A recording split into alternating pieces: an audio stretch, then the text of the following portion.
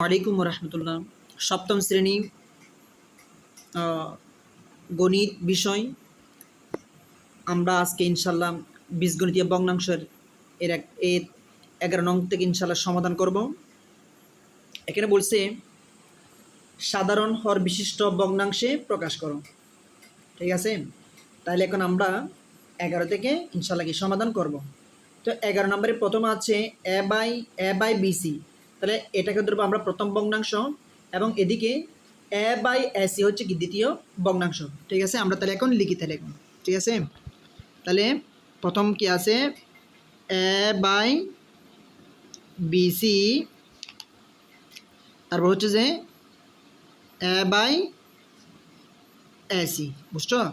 তাহলে এখন আমরা হর থেকে কি লসাগু বের করতে হবে। ঠিক আছে, তাহলে এখন এরকম লিখতে পারি বিসি ও এসি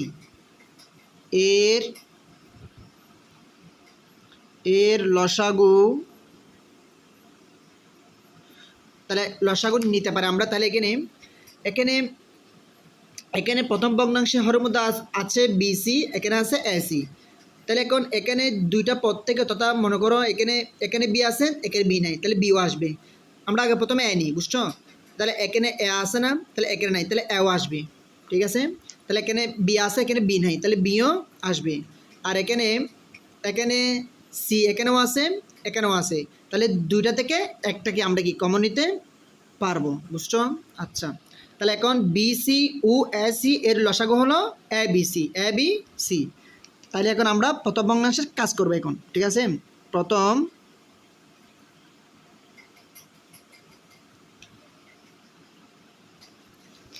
প্রথম ভগ্নাংশ। তাহলে প্রথম ভগ্নাংশ কি এ/বিসি। এ/বিসি,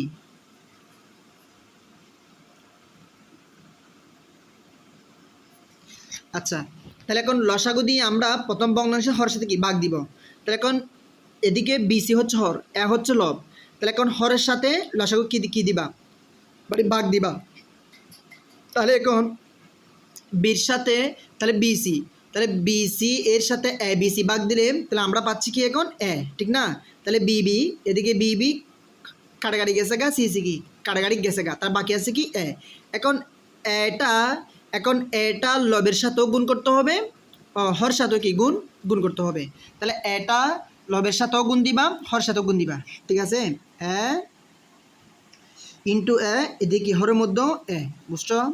আচ্ছা, তাহলে এখন এ ইন্টু এ তথা একে এ দ্বারা গুণ দিলে আমরা পাচ্ছি এ স্কোয়ার। ঠিক আছে, এদিকে বিসি ইন্টু এ, তাহলে বিসি ইন্টু এ তথা বিসির সাথে এ গুণ দিলে আমরা পাচ্ছি এ বি সি। তাহলে আমরা এখানে প্রথম ভগ্নাংশের কাজ কি শেষ করছি না? এখন হচ্ছে দ্বিতীয় ভগ্নাংশ। দ্বিতীয়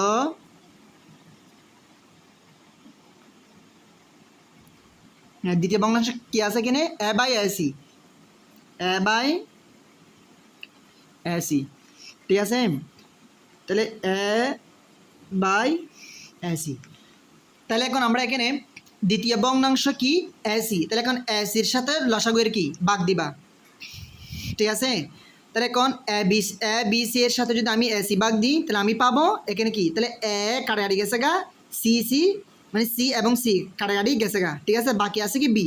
এখন বিটা আমি এই লবের সাথেও গুণ করব, হর সাথেও কি গুণ করব। ঠিক আছে, ইন্টু বি। ঠিক আছে, তাহলে এখন বির সাথে গুণ দিলে আমরা বি পাবো। ঠিক আছে, তারপর এসি ইন্টু বি, তাহলে গুণ করলে আমরা পাবো এ বি সি। তাহলে এখন তুমি বলতে পারো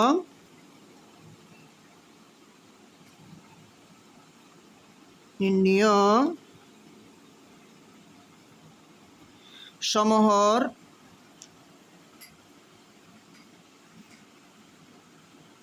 ভগ্নাংশগুলো,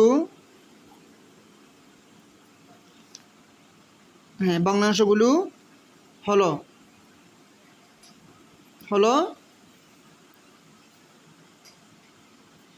স্কোয়ার, এতো স্কোয়ার এ বি সি, আর এদিকে পাইছি আমরা a b by a b c a b c বা এখানে নির্ণয় বুঝছো নির্ণয় সমহর ভগ্নাংশগুলো হলো মানে তার মানে অর্থাৎ সমহর নির্ণয় সমহর ভগ্নাংশগুলো হলো সমহর মানে অর্থাৎ প্রথম ভগ্নাংশ কাজ করে আমরা পাইছি হরের মধ্যে এ বিসি তারপরে দ্বিতীয় ভগ্নাংশের মধ্যে আমরা কাজ করে পাইছি এ বিসি তথা এই হর কি মিল তাদের সমহর তাহলে এখন আমরা পাইছি নির্ণয় সমহর ভগ্নাংশগুলো হলো মূলত এটা বুঝছো।